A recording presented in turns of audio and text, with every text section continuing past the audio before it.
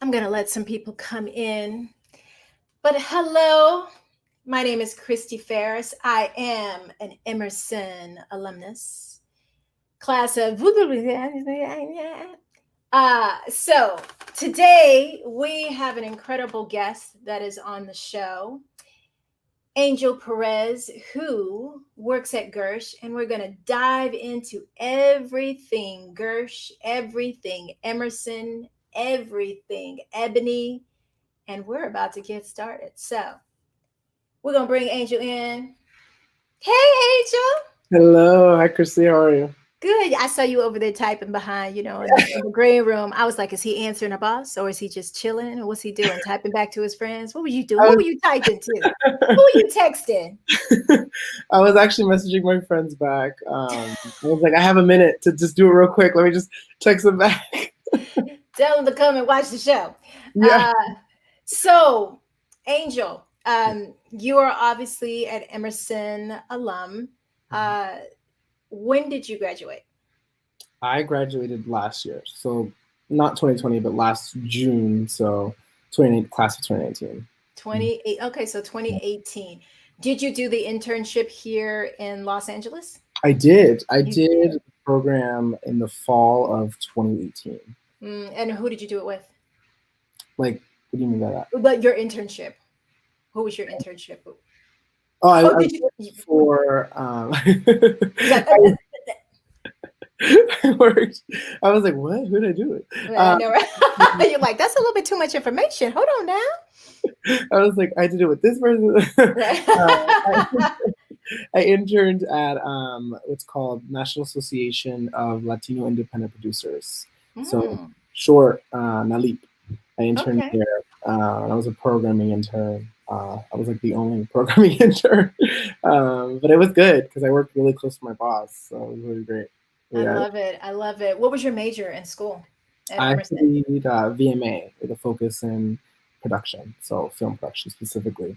Um, Okay. and then I had a minor as well. And I minored in African American studies there. And are you using your degree right now? I guess I'm like, Mom, don't see this. I feel like I am because I'm in the industry that I want to be in. And that's where it makes me feel like I am because although I studied film production, I feel like I am in a space where I'm going to get there eventually. It's kind of like my stepping stones. Hmm. So I'm at my first stone right now. Right. I But do feel like I'm using it. what is your ultimate goal? I mean, I guess like the dream, I guess, because like Hmm. there's like the dream and there's like some little goals, but like the dream, I feel like if I was to one day like run or own my own production company or studio, like run a studio of some sort in terms of like the production side, like development, that would be the dream. Mm, Like you need to, there needs to be, I need to be in a position to have some more power in what I create and the films that I make. And I want to try to just get up there as much as high as I possibly can to make mhm. sure I'm the one saying yes to others instead of people telling me no. Like Right, no, telling me right, no. right. 'Cause I want to make films that are poppin', but also like really impact the world. They're like that's just the way to do it, and I need to be at that position. But I also want to be at a position where I can pull others up, Mm, and I feel like that's what the goal is for me is to hit that point where I'm like, yeah, look at me, I'm at the top, but I'm helping you, and I'm making things that help you, and right. that's the goal for me. That's the dream. Oh, the dream. So, so everybody who's out there, Angel, Mr. Perez works at Gersh Agency, and we're going to dive into that. But let me just ask you because you were talking about your whole goal is to have your own production company, to be able to have the say, to run the things, to have the power, to bring people up, to tell stories that are meaningful for you and your community, um, or the community at large. How does working at Gersh, which, and for those of you who don't know what Gersh is a talent agency. They represent talent, they represent literary. What else do they represent? And there's Alternative comedians. okay. So all of the above, all of that, all of that. So how does working for Gersh put you in that position to build you to get to that power position that you're looking for? I feel like it put me in that position in the sense of knowledge. I'm starting to learn a lot about the beginnings of the process for things like development and things like that, because I want to eventually get to that stage where I can kind of get all the information together. I feel like I am seeing who's working with who, how things are being even pitched, because I work with now my second boss. She works with like literary clients, so I'm seeing how things are being pitched, how things are being casted, how the directors are being attached, etc. And that for me is like the beginning stages of like the knowledge of like what I need to move forward. I'm Mm-hmm. also being connected to different people, and I think that's a big start too to catapult yourself. You grow your you grow your network, and you get to meet other people, see what they do. If you hate it, you don't want to do that. If you love it, you want to do something like that. So Right. it's a lot of knowledge right now for me. I'm just graduated, so it's baby steps, but I think I've learned in the past year so much more than I think I would have ever learned if I worked outside of like an agency. Mm. And that is why I'm like, woo! I I'm not gonna run love a it. studio tomorrow, but I Right. do feel like I have a lot more knowledge now on how things work, and I have a lot more connection to different material. I can get scripts now. I can speak to different producers, etc. Different casting directors, and see how they work. Mm-hmm. Because eventually, I'm going to be making my films, and I'm going to have to do the same thing those producers are doing, or those studios are doing. And Right. it's helpful to know that part. So as far as the agencies, you're obviously making your connection. Tell everyone how you ended up at Gersh in the first place. Okay. Um, so for my internship, I actually did an event during that internship at CAA. So when I Mm-hmm. was in LA, I did an event at CAA, and I walked in and I was like, "Wow, this is nice." And I was like, "I'm confused. Like, what? The agency is so cool." And I was like, so I did a little more research on it. And I connected with a friend, another EBONI alum, Taylor Jett. I connected with her, and because she worked at the company at the time, and she connected me with some of her peers, and it went from there in terms of connections. But I learned more about what the agencies do, and I was like, okay, I think I want to do this after college because I want to get my foot in the door. I learned it was very entry level. Mm-hmm. It was very like a lot of people want to do this route. It's a route, I guess, to take to get there. And I was like, okay, I can do this. I heard it was intense. I heard it was rough, but I was like, I know I can do this. I was like, chin up. You know, it's gonna be hard, but the whole road to getting there is gonna be hard. So it kind of opened my eyes up to that. And then I did a speech for Accepted Students Day, Mm-hmm. and I was also an RA at the time, so I was helping a family and bumped into this man. And this man, he just like, physically bumped into me. Oh, And then we wow. talked about, my goals in the future because he was like, "Oh, I heard you speak. It was amazing, etc." And I was like, "Thanks." And then he was like, "What do you want to do? Have you heard of Gersh?" And I was like, "Yeah, I'm applying there next." And we talked, and he connected me with one of the Gershes. I connected with him. We talked on the phone, and then after our conversation, he was like, "Okay, yeah, let's talk to HR now." And then I went through the process like a regular person, but I had this connection already with him, so it kind of Right. just built from there, and it led me to where I am now. And the thing that's I always think about is the day I did that speech and the day I met that man was the day after I found out that I didn't get into CAA. Wow. So I was like, Wow. wow, I didn't get this. And Right. the next day, like I said, just keep your head up, move on, Yeah. gotta stay strong. And Yeah, because you never know how things are going to work. Like when one door opens, another door closes, another door closes, another door opens. And yeah, because you were there in that situation, it opened up the door for Gersh, and you seem to be very happy over there. which Yeah. is amazing. So let me jump to your Emerson experience. What was it like? Did you enjoy Emerson? Were you active at Emerson?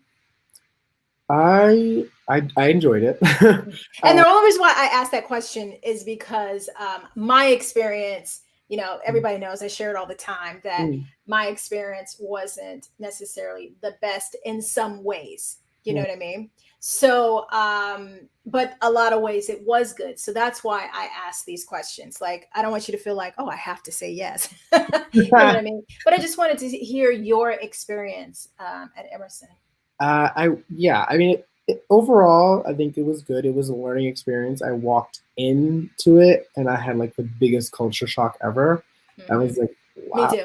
Yeah, I was like, wow, there's a lot of white people here. I was like, I am not used to this. The Uh-huh. white people I'm used to back home, there's like 10 of them. They they know what like "Teach Me How to Dougie" is. I don't know what that song is. So I was Right. like, this is throwing me off. I'm confused, and I was just like, whoa, it threw me off a lot. But it was also a very like liberal space, and that was something new to me because I was like, I thought that's how you were supposed to be, and then, like, I've learned all these other things, and then my experience there kind of just grew from there. So as a person, Mhm. I'm like, I cherish it. I'm like, I grew so much as a person. It wasn't ever like perfect. It wasn't easy. And I say that I guess in terms of like classes and things like that. Right, But right. also like just my own experience. Like I worked 2 jobs nonstop while I was there. And then unlike some people probably didn't have to do that. I worked Yeah. on campus, I worked off campus, like both. And then but I became more involved, I think, once I joined Ebony, Mm. which is full circle right here. Right, right, I right. became more involved once I joined Ebony.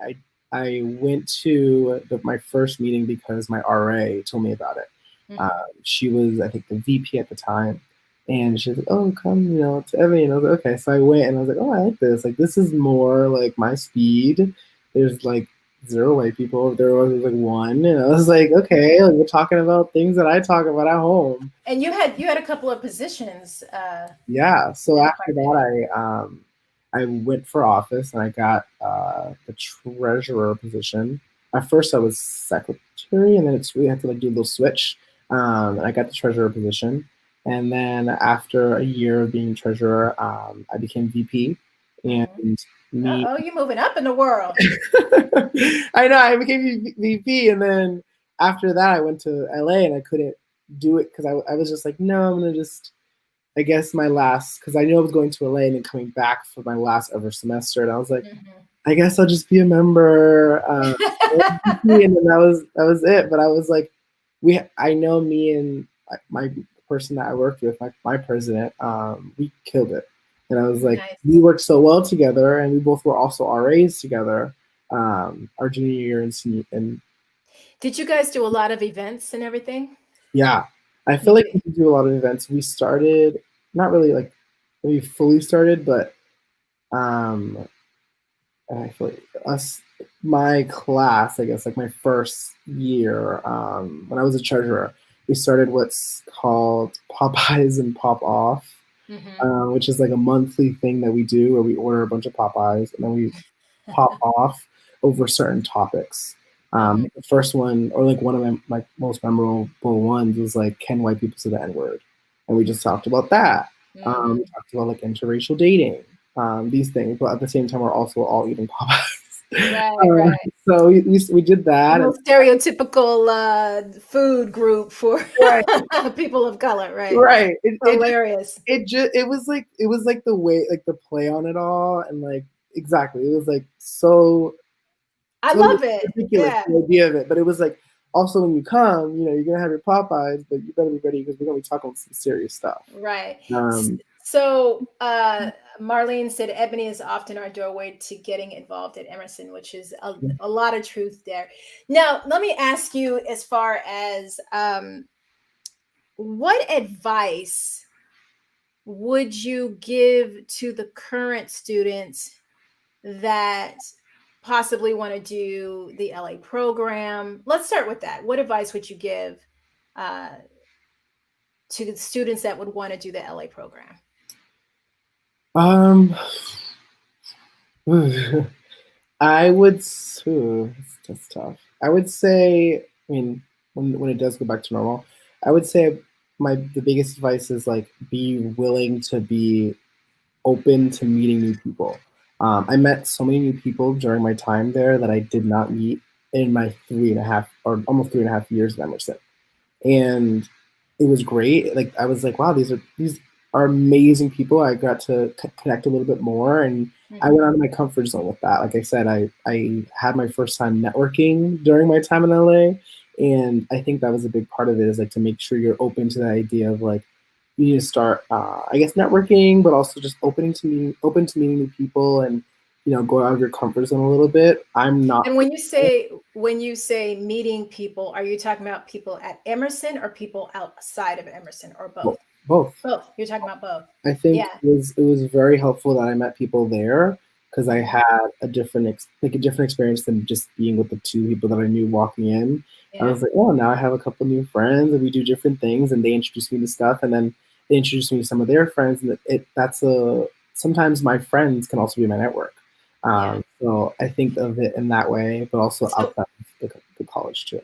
so do you have a system of how to keep in contact with these people? Because I have a system that I tell, young people. Do you have a system that you can share?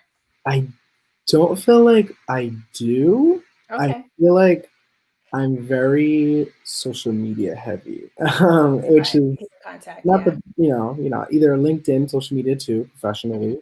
Hmm. But I keep in touch with people a lot that way because I see my connections, my network as not just people that I feel like I have to talk to like ask for work things. Right. I feel like they're people that I'm friends with and Right. like cool with, which and is which is which is how it starts, right? right. It's always about. So so one of the things I'll share with all of you guys who could be listening, or the playback. um, One of the things that I always found that was very important when I first moved to LA, I would write down everybody's information.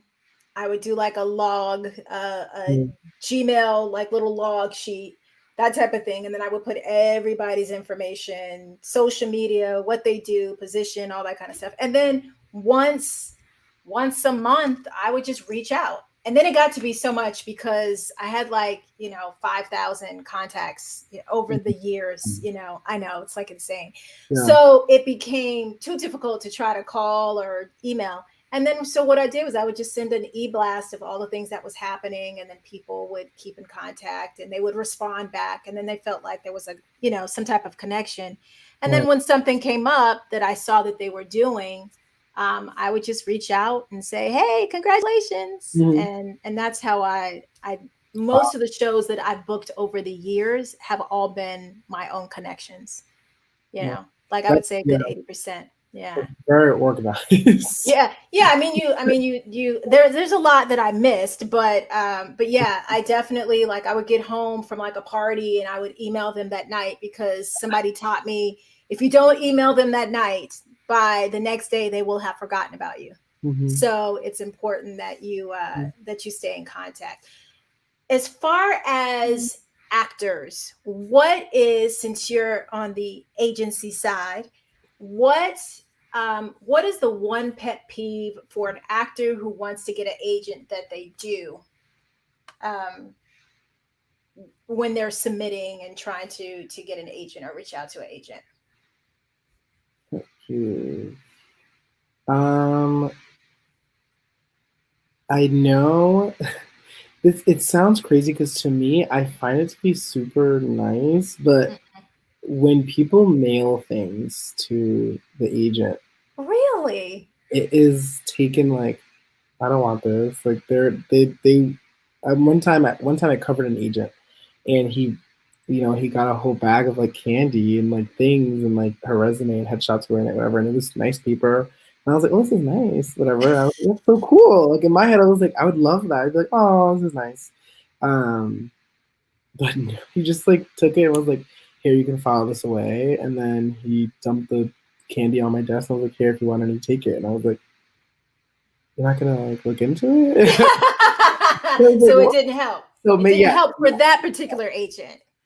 but that's also happened with my boss too. Mm-hmm. Things have been coming in, and he's like, oh, I don't want this like here, and I'm like, what? I'm like, they're sending it to you. I don't know. In my head, Right. I'm like, I see the difference between like cold email and something like that, but I'm like, they took the time to send you something. At least you can give them 2 seconds, but it Right. is not received that way, and that is Mm. surprising for me. Which is why I point that out specifically because it's surprising that I'm like, why?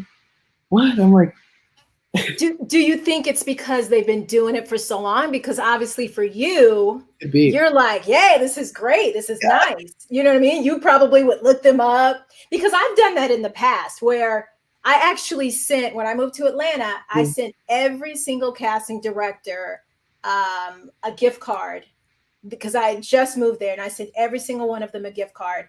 And um, I had one in particular that reached out to me who said thank you. And then 4 months later, I got a chance to audition for him. And then I booked that job, and that was with Robert Redford and Nick Nolte. My scene was with them. Yeah. And then I told him I wanted to be his go-to girl. And then he booked me on like 7 different projects. Wow. So he Good. respected it, Yeah. the Finn Cannons, but some of the other ones never reached back. Some people were like, oh yeah, I did get that. Yeah. Eventually I booked with them. Yeah. But so it's interesting to hear. What about postcards? Because I know a lot of actors always send out postcards and stuff like that. Does that work? I think it's the same general idea. It's hard because my boss did sign someone off of a cold email before, and he's forwarded cold emails to me, and I'm like, oh, this is cool, or I'm like, oh, I don't know, or I'm like, oh, maybe, Yeah. I give him my feedback. And like I'll give him like examples. I'm like, oh, they remind me of this person. Oh, they remind me of this person. I could see this for them, and then he'll just go about it however he goes about it. Uh, Mm-hmm. it's still received as like if like, oh, thanks, but like Mm. it's weird because I'm like, you don't respect the effort, or you just don't want to follow up or with it. Right. Sometimes some agents are also like, I'm done. I don't want to really sign people right now, so that might throw them off too. I Mm-hmm. think, in my experience, I guess, kind of flipping the question a little bit, the best way about going about it.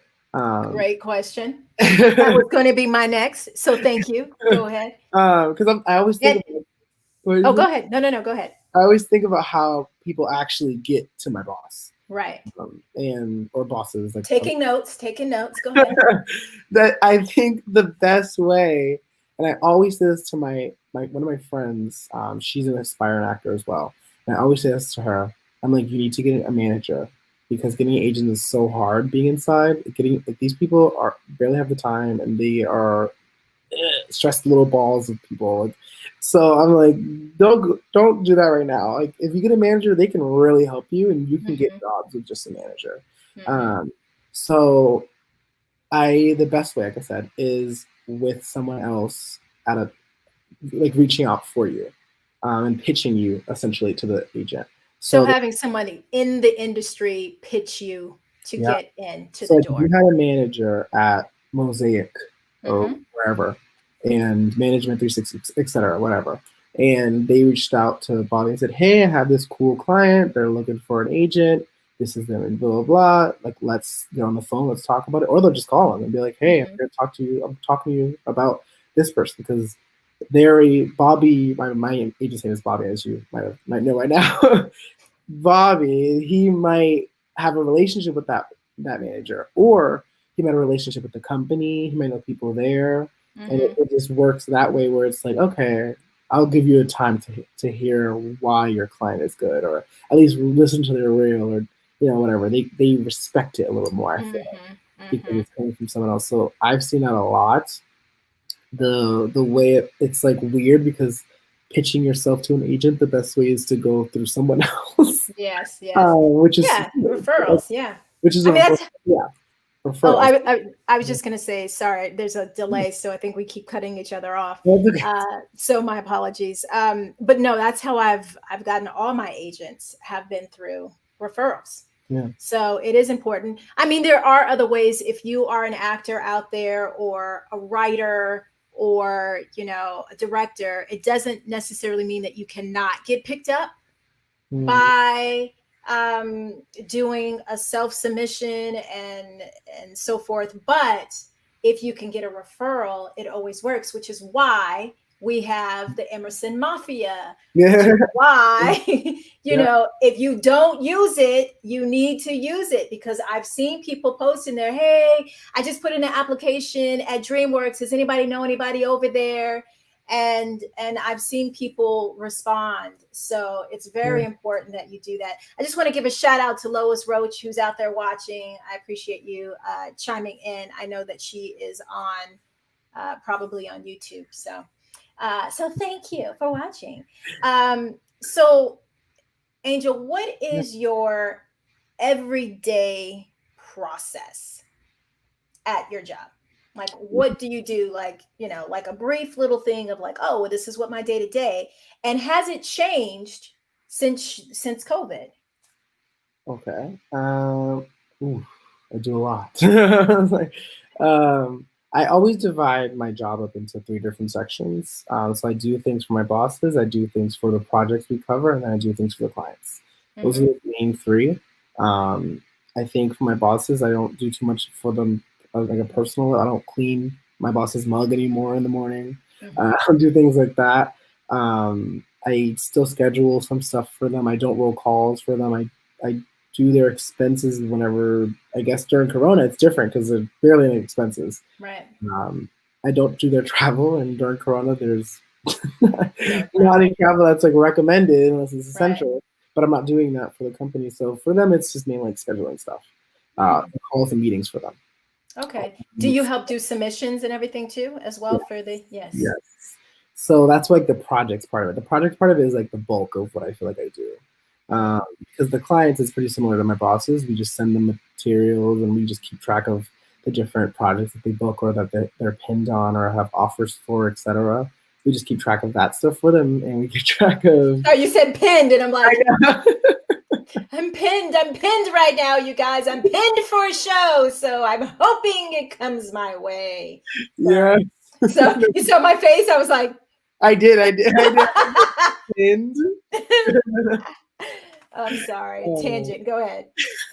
So for the clients, it's similar to my bosses, just keeping track of what they're doing. I have like the basics of like all their start paperwork. I have their calendars all marked down, so like people come through us for anything related to the clients that my Mm-hmm. bosses have signed. But the projects, that's where the bulk of it is, I feel Mm-hmm. like. So my first boss, I have two now because of Corona. My first boss, he covers specifically Hulu, Marvel, and Disney. And so I know.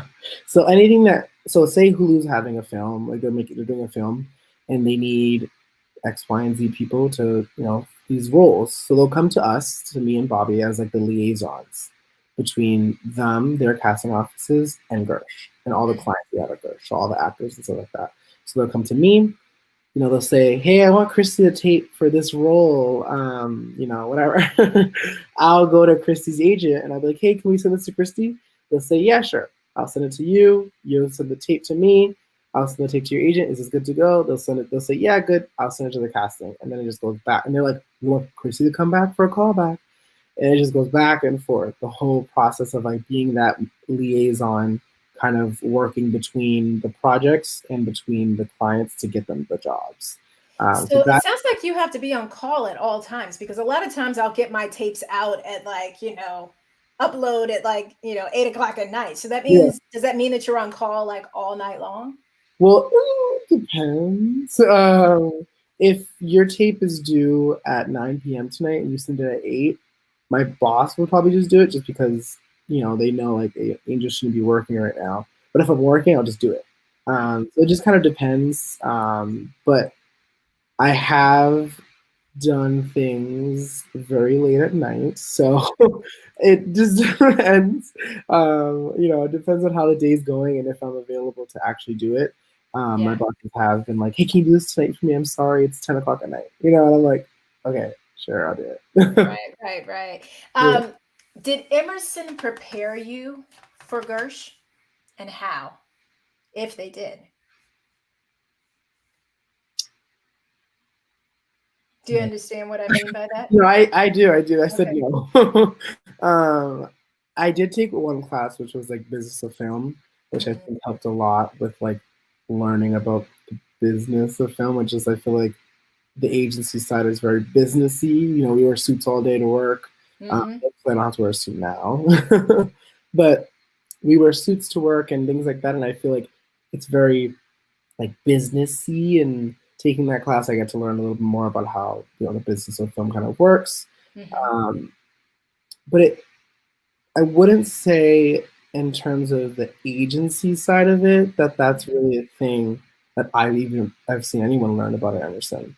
It's so No. unique. It's so I think it's so like how can you prepare? You have to take like a class called like Assistant 101, I guess, Mm-hmm. because I don't Mm-hmm. you have to prepare to go into these different tasks that you're going to be doing all day. And they don't I feel like they don't cover that much yet about agencies. Right. I feel No, like I don't think they do. And let me just tell all of you guys out there, I tried to do an internship like a long time ago at Gersh, and it didn't quite work out the way that I wanted. I remember going in there that first day and they asked me to do something. I was like, oh yeah, no, I can't. This is not me at all. I was like, I can't do it. So I give you mad props for being able to do it, because I believe that service is a gift and Mhm, a skill. mhm, And a lot of people don't have that. They yeah, can't do it. You know what I mean? Because you really have to, not only do you have to foresee what you think your client is going to need and want at all times. You know what I mean? mhm, Like, you got to be able to say, oh, you know what? They always like coffee, blah, blah, blah. They always like this. So you always got to try to see that before it happens so that they don't have to reader, ask. Right. mind reader. Right. Yeah. I mean, you really have to do that. And when people get a little snappy, you got to be able to handle it, you know? So look at your face. You kind of doing one of these like, mm-hmm. Well, yeah. I'm like, I get it, and I think that was the thing about it is like I'm glad I knew before going into it that I was Yeah. like Angel, they're gonna be tough Mm-hmm. on you. I'm Mm-hmm. glad I did, and I'm also not someone like I don't take no one's stuff, but I'm also like I I don't know. I guess that's where Emerson I guess helped me is like the social game of it all. Yeah. I'm very like okay, be smart. Like you need this. I Yes. think it could be a part of just how I grew up. It could be a part of like how my own ambitions, I guess. Mm-hmm. And also a big part of it is really the like this idea of like this double consciousness that I have, like walking into that company every day. That Yeah. I walk in now. It's just working every day. Right. Right. Right. It's a big part of why you're like I give it to you. A big part of it is honestly because I'm like I cannot let them win. I cannot let them see another person of color get upset, get sad, get angry, any of that. I'm like, do Mm, not let them win. that is so If good. they win, then that's their mentality. So I'm like Angel. Just it's very survivalist mentality, I guess. It's very like, okay, just be strong, smile, walk around the hall. If someone just yelled at you, just and just keep Mm-hmm. moving. I I can't show them that. I can't show them that weakness. To them, it's weakness. To me, I'm like Right. feelings, and people should not be talked to like that. Right. To them, it's weakness, and it's problematic. But yeah. So I was going to ask another question that had to do with diversity at your location, but let me ask, can you give some advice? Because all of the students that are going to be coming in after you, they're Mm-hmm. going to be doing the same thing. They're going to be doing internships. They're going to get these jobs in a low position. Um, uh, the internship position, those type of things. Yeah. Um, Obviously, your position is a lot higher, but you're not the person in power. So, what advice would you give to young people coming out of Emerson and having to go and work in an environment like this and being able to survive and be able to, like, what advice would you give them to be able to handle it so that they can continue and not take the stuff personal? Mm-hmm. Yeah. I think it's really tricky because what helped me a lot was finding my allies, finding the people I can actually, don't have to say too much, but eventually these people become my friends, and now I can tell them like, oh, I can't stand this, and like eventually that happens. But Mm-hmm. finding your allies and finding whether they are also people of color and just general allies, and finding the people that you can talk to and have a moment to just decompress with Yeah. is really important. And I think that is a big piece of advice going into it, where I did meet some people and I did find people that I'm like, okay, I can talk to you about these things, or Right. okay, like, you are the same page, we see each other kind of thing. Mm-hmm. That was really helpful. It was super helpful to have that because I don't want to be like always like keep it in, keep it in, keep it in, keep it in. Like, no, I Yeah. gotta Yeah. let it out. I gotta let it out. And some people outside the company, they don't understand exactly what I'm going through. Some people in the company, but you have to find this ally if they get it. Right. You Right. kind of have to pick and choose like who, play very smart.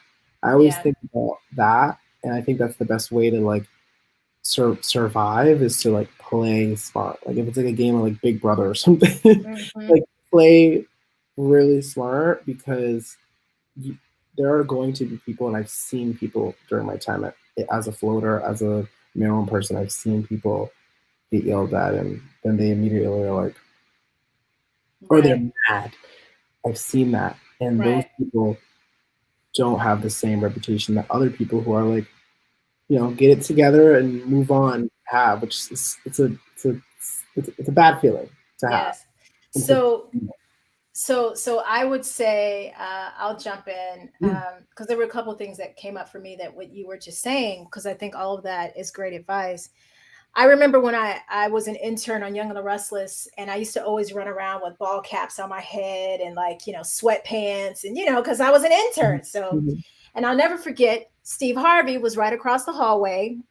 He was filming his show, Mhm. and he said to me one day, because I was always wearing my sweats, and he was like, every time you step out of the house, you should look like you can be on TV. And I was like, well, that's easy for you to say. You, Steve Harvey, you got a job. Like, I'm an intern right now. I can't go buy some clothes. Yeah. Um, but the day before, prior, I was working on interning on Young and the Restless, and Ed Scott, the executive producer, I came in, dropped off the script. He was in a bad mood. He started yelling at me. I walked out. I started crying and, flipped out. Steve Harvey said that to me the next day, which was, you should be dressed up. So, ironically, that night, my girlfriend was like, girl, come over here and get your hair done. So she had me looking all fly and hair all Yeah. curly and, looking all. Yes. And next thing you know, the following day, delivering the script, Ed Scott saw me, stopped production, had a conversation with me, and was like, who are you? What's your name? Now, he doesn't remember that. He didn't remember that 2 days prior, he's yelling at me, right? For Mhm. walking in the room. Mhm. But we ended up having this conversation. And then ever since then, he was like, hey, how you doing? Blah, blah, blah. And then I ended up testing for the show 6 months later when I Wow. graduated. So the first thing was looking like the part. Mhm. I know it's too difficult to get all dressed up and all that kind of stuff. Like you were saying, you don't have to wear suits now because you're at home, right? You're like, thank God. So I think that's one way of getting through stuff. And two, always being in this place of gratitude of like, Yeah. and sometimes I've checked people, I'd be like, you good? You okay now? You everything good? You like that's just my little subtle way of like, people like, oh, you really having oh, you okay? Like I'll ask these little questions like, you good now? With a smile. That's another way that I would do it. And then the third way that I do things is I always try to plan ahead of what I think they would need, because then it makes me valuable and they can't get rid of me Right. because I'm already 2 steps ahead of everything that they need. So if I ever said, like, yo, yeah, environment's not good for me, I'm tired of getting yelled at, they're like, oh, no, no, no, no, we need you to stay. I mean, no, we love you, blah, blah, blah. So those were my little tricks that Yeah. I would share with other people that, I agree. The personality is like the last two things you said are things that actually the first and last thing you said are things that stick out to me a lot. Every day I walk into that company, I'm walking to the tune of can I swear? Okay. I was like, wait. Every time I walk into that company, I'm walking to the tune of like Boss Ass Bitch by Mm-hmm. TAF. Yep. I'm walking in every single day. I wear my suit and I wear it. Yeah. And I walk in, and I'm like, no one. My head isn't high because someone yelled at me. My head is high because you are not on my level. You're not, Exactly. you are not gonna, even though you're the agent and you're in charge, Yeah. you are not, and And we're saying this in love, just in case the agent comes back and watches this. It's not about you. This is not about you. This is about yes, our self-esteem and doing our no, thing. We respect you. We love you. Thank you, agent. yes, So 100%. I'm like, I walk in and I'm like, I'm not walking. Every room I walk into, I'm not walking into the room like that. I'm walking into the room like I am supposed to be at the head of the table. mm-hmm, Every little meeting we have, I'm at the head of the table. mm-hmm. I might not be actually sitting at the head of the table, but I'm supposed to be at the head of the Yeah, table. yeah, yeah. You see it. You see Right. it. You can't get there if you don't see it. And It's then the other important. thing is the personality part, the way of like, I think I may not be, I'm not probably the best assistant. I know that, but if people like you enough and they can tolerate you and work with you, they'll respect you and they'll Yeah, have a relationship where they're like, oh, if you did, if you fuck up, they're like, yeah, oh, it's okay, because yeah, they yeah, like yeah, you compared yeah, to yeah, yeah. if they don't like you, they're like, oh my god, another fuck up, or like, Right, right, right, right. And the person of color. So we just gonna shit on you the whole time. You know what I yeah, mean? yeah, yeah, Yeah, exactly. yeah, So yeah. that's the other thing too. It's like, I mean, to an extent, I'm not gonna assimilate to these people, Mhm. but I'm also not going to make them like. I feel like it's smart to like have the people like generally like you, um, Mhm. which is it's a big deal. It's having people that you work with like you is such a big deal for me. I don't know why. I Right, think it's just it helps. Like I'm very like I like to uplift and have like the spirit always be positive. And right. the agency world is tough, but I'm like we still have to be positive. And we're all in this together. I'm always like assistants. We're together. Like we cannot be I don't know. I don't know. That's just my thing. I'm very like I'm all about staff spirit. Like Yeah. I'm all about we need to be together. We need to be together. And we all need to be positive and just work through things together. And I'm like I'll be at the center of it, being like everyone's cheerleader, like woo! Yeah. So Emerson, Gersh has several Emerson people working there, correct? Yes, there are a couple agents. Mm-hmm. We There, know who's there's one, two, three that I can think of off the top of my head. okay. There are three agents. One's in talent. One is one of the Gershes Yeah, he's went he's an to alumni. He's an right, right. alumnus. He's an Yeah, alumnus. one, Gersh, one's who in created talent. it. One's in Yeah. alternative. One's in comedy. One is the co-head of the TV lit department. So they're all there's a good chunk of them. And Uh, do you feel a bond with them because you guys are Emersonians or no? I do, yeah, I You do. do. They, you know, those specific people have all talked to me because I go to Emerson. Yeah. So they all like, oh, you went to Emerson. Oh my god, me too. And I'm like, yeah. They just like talk about it, and that Yeah. they're always like, yeah, when I went, it was like this way, blah blah blah. And I'm like, yeah. I'm like, we upgraded. A lot. Trust me. A lot. Way more, but from when I was there. So no, and so what about the diversity? Do you guys have diversity there? What is your experience like being a person of color working there? The diversity is lacking It is in lacking. terms of the employees. Hmm. Big time. I think I am now one of two people of color in the talent department as an assistant.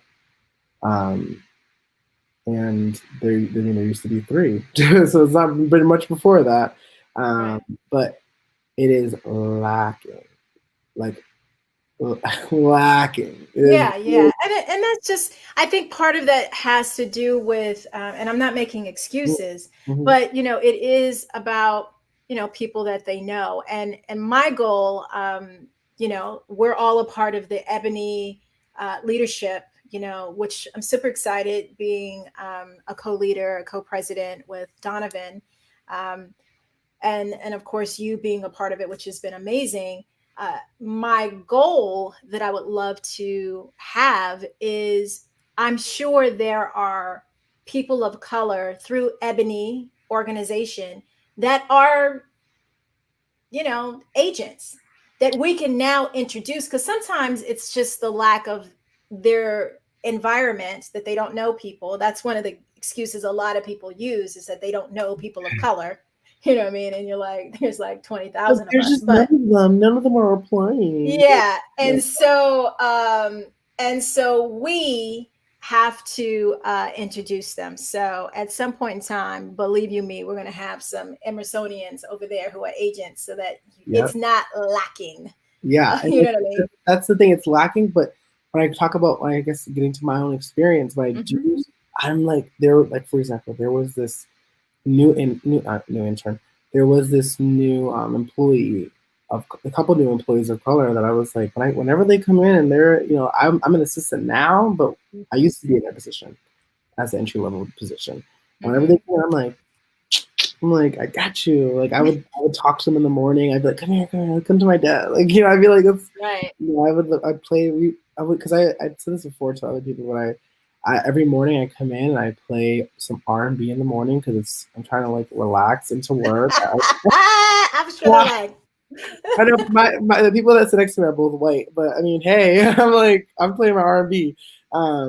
They come in a little bit later though, so it's fine. But there's that one employee who, she was new. She got hired back in December, and around then, I think it was, and she would come by and she's like, "Oh my God, I love this song." And it was like SZA playing at the time, and I'm like, "Yeah," I was like, "Me too, girl." And then we started, and I was like, I would always say hi because I'm like, I see you.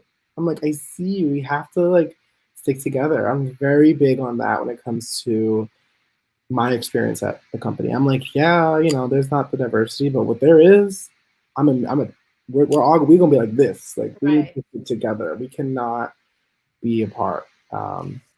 Yeah, I think in experiences like that, it's the people that I tend to stick to a lot of times is the people of color, yo, we gotta stick together, that type of thing. We have that. And then I'll also have the same experience with Emerson's, Yeah, Emersonians, where I'm like, people who have graduated from Emerson, then we have our clique. So it's like these different little pockets that you find that you can use. So even if I don't have people of color working with me, then if I got Emersonians that are working with me, or some other type of connection that I can use, I think it's important yeah. that you can have that group to support. Um, Again, with Emerson and the new students, Yeah. um,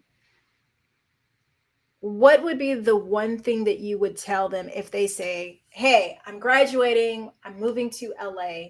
What advice would you give them? Because you've done it, you did it. Yeah.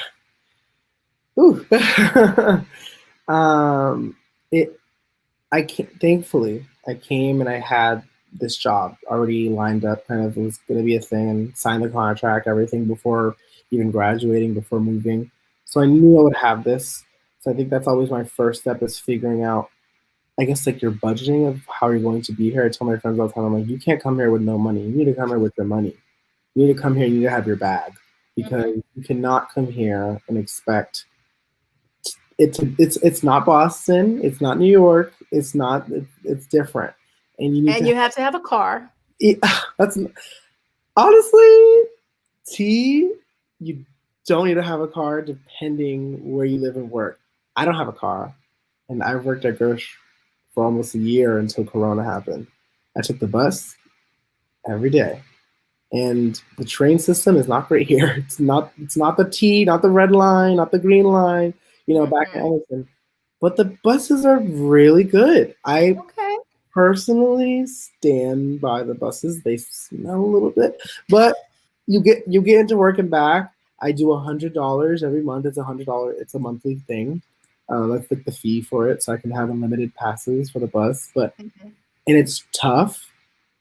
It is. I go to work. I get off work. I have to walk about sometimes like 10, 15 minutes to a bus stop, and Mhm. wait there for another 15 minutes. Then towards my house and walk another 15 minutes to get home. Like it takes time, but yeah, LA is a whole different It's beast. a whole It, different it, beast. it takes time, but I don't know. I guess it's just for me. Like that's why I bring up the money part. I'm like big on that. I'm like, you need to be really smart about your spending Right. because you're gonna want to do a lot. You're gonna want to go out. You're gonna want to spend time. You're gonna want to Uber places because I'm not always taking the bus. So I save my Uber money for when I go Right. out places and things like that that aren't busable. I don't know. Yeah, yeah, yeah. I'm just going to add to that. Mhm, I never use the transportation mhm, system, um, but for people who might be like actors, you're going to need a car because every single day you are driving. You're going from. I remember I would have auditions a day, one in the valley, one all the way by the beach, so true. come back to mid city, like Wilshire area at 200 South La Brea for a commercial, and then go back to Warner Brothers in the valley, and then try to hurry up and get home. It's no agreed. Yeah, Agreed. I was driving 100 miles a Yeah. day, but you're in a spot where you're going to the same job every single Exactly. day. Yeah. So If it's you're acting out here, a car is needed. One of my clients, they just Uber everywhere. I'm like, mm-mm, mm-mm. Yeah, I know. But I'm like, because we sometimes you'll have 3 meetings in a day. You gotta go back and forth, and we can only, as the agents, we can only plan so much accordingly. Like we can give you a 2-hour buffer till you can get there, but sometimes it's doesn't work that way. The hard. producers are like, hey, no, we need to see you from this window. Yes. And also too, when I started, we didn't have Uber. So there weren't Ubers and Lyfts and all that kind of stuff. So I had to have a car. Now you guys got Ubers and Lyfts and all that kind of stuff. So I just aged myself and I'm gonna leave it at that moment. Right. No, So don't do that to yourself. I'm like, well, we didn't have Ubers and stuff like And that then back you're like, then. oh yeah, I had to have a car. I had to have a car. There was no other, and the transportation system, as far as like, the subway was Oh, really worse compared to what it is now. Like, it's yeah, way better than what it was. it's But true. I don't trust it just because I'm too afraid that there's going to be an earthquake and something happens and I'm up underneath, so I'm good. Yeah, Sorry. I'm like, yeah, that's why I'm all about the bus. I'm like, I'm a bus boy. I'm Really? not mad. I'm not mad at that, but I know it's a little bit more difficult just because of the corona situation now. Oh my god, yeah. Yeah, I mean, I'm yeah. also home, thankfully. My boss told me, he was like, if we're opening back up, would you go in? Haha. And I was like, would you give me a rental? Because I'm not every day. I was like, that's a lot more exposure. If you were to if you were to Yeah. give me a rental until we're back in the office, I'll go back in the office. Let's go. I'll go back. So let me just ask you, because we're going to be wrapping it up pretty Yeah. soon, but let me just ask a quick question just about, it sounds like you were very fortunate because you still have a job. Yes. They still kept you on, which Mhm. obviously means that you're valuable because a lot of agencies were cutting a lot of people. You know what I mean? Yeah. So, what was that experience like? Like, here you are, you just came to LA, you've been here a year, maybe not even a full year when Corona happened, right? Yeah. No. Yeah. So, what was that like, and how did you survive? How did you keep yourself together in the midst of like thinking, oh my God, do I stay here? What am I going to do? I might not have a job. You know what I mean? Like all of that. And did you stop working when it first started? Because there was nothing really that people weren't really auditioning. So Right. For like the first week, it was super slow. It was very much a lot of, hey, we're gonna cancel this lunch until we get back to the office. We're gonna cancel. It was a lot of like, busy work, canceling meetings and stuff like that. Mm. When it started, I was like, I'm not gonna. I didn't even think of the idea that people were going to be furloughed or fired. I was not even think. I was like, 2 weeks out, we're fine. It was not that case, and then I found out people were getting. It started with our floaters. Our floater class got fired, and I was like, wait, what? And then it started with assistants, and I found out through because I took on a second boss. So her assistant got furloughed. And I found out through her assistant because me and that girl, we would talk a lot because our bosses work together a lot. And she was the one that told me, like, hey, by the way, I got warned today that I'm going to be furloughed. And I was like, oh my, I literally was on the phone walking to my friend's house and I was like, oh my God. I was like, what's going to happen? And she's like, I think you're going to take my desk. And I was like, okay, how long? She's like, I don't know, probably until the end of May. I think July, whatever. I mean, look at us now. Yeah, And yeah. I just remember being like, okay, like it cut down. They cut the, eventually they cut the people down. And we had a meeting, all of us, and they were like, you all, this is how it is formatted now. You're working for those people. You're working, they explained it all. And we were just like, I was like, wow, like, I was very thankful to be in that position, but I was like, it was scary because I was like, is it, when are they going to do this again? If they start cutting people again, I know I'm going to be out because Right. people that were, I was the newest person left. And I was like, oh God, I know it. Was the other girl new as well? She was newer than me. So she She was was newer newer than than me. So that a part of me was like, I think that's why. And also because my boss was like, no, I can't lose you. And I was like, thanks. because Um, you were valuable. Remember what I tell you, all of you people out there listening. He made himself valuable. Angel. He was the angel in the house. So he needs me. yeah, exactly. So that happened, and it cut down. There was one person who was newer than me, but he was working for a partner. So the partners ain't losing their assistants because Mm. they're like, you are not taking right. They're like, you are not taking my assistant. You are crazy. So I was like, oh no. Like I was like, if they're gonna cut direct people, it's me. I know it, know it, I know it. Um, it's funny, the valuable part. Over time, I got it because there were so few people now. I was able to communicate with the agents a lot more, and Mhm. now they know who the Who I you are. am. Yeah, Like, yeah, yeah, yeah. now they know a lot more about me. They know The who I am. boss bitch. Right. They know, and I think we talked about this separately. It's a whole thing, but with what's happening at Gersh now, ever since the death of George Floyd, um, a lot has changed, and me and two other assistants were at the forefront of that movement at Gersh.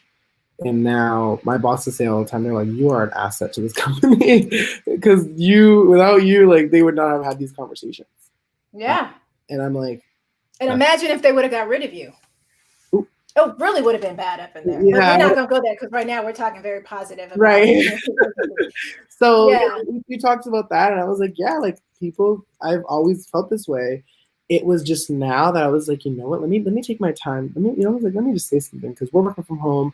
I've been here a year now almost. I'm gonna say something, and then that's where it all shifted drastically. I had the weight of the movement on my back, and I was like, I'm Wow. gonna use it. I'm gonna make this a thing, and we need to. Like I stress it to myself, my employee, my coworkers so much. I'm like, we have to keep pushing, and we have to make this a thing. Like, no more. Mm. I guess that leads. I don't know if this is like wrapping everything up, but that leads to what's next for myself at the company. Hmm. I'm now the task force, called the task force, not my choosing of the name. The task force is well underway. There's about 8 agents, the recruiters on the task force, and then myself.